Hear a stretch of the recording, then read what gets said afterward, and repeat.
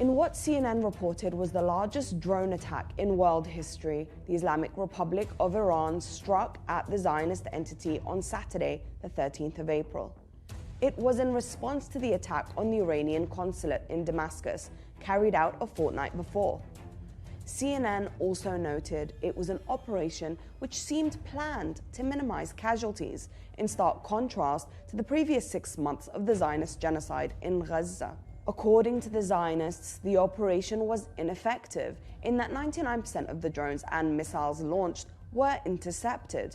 But, of course, as the experience of the resistance axis shows, the most efficient way to defeat the Iron Dome system is to overwhelm and confuse it.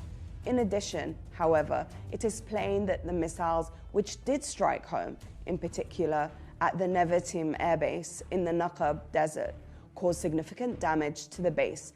F-35 aircraft departed from here to bomb the Iranian consulate in Damascus. Western media are very reluctant to even mention the other major target, an intelligence base for Israeli military intelligence known as Unit 8200.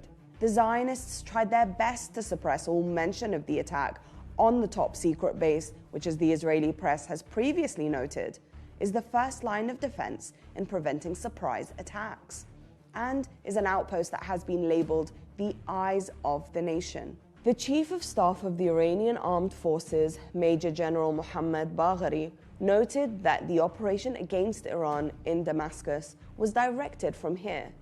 The outpost is located literally inside the mountain, in tunnels dug in the 1980s, in the illegally occupied Golan Heights.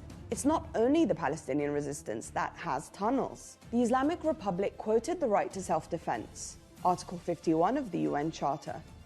The Russian Foreign Ministry cited Article 51 in its own response, failing to accede to Zionist demands to condemn Iran. China too did not condemn Iran, calling its response restrained. Though it was condemned by the West, some Western figures conceded its legitimacy, albeit grudgingly. British Foreign Secretary David Cameron was asked what the UK government would do if a hostile nation flattened one of Britain's consulates. He answered, "We would take very strong action." What would Britain do if a hostile nation flattened one of our consulates? Well, we would take the very strong action.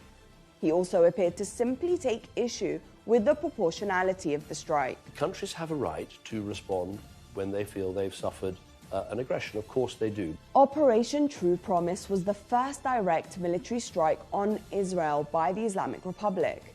It's unlikely to be the last.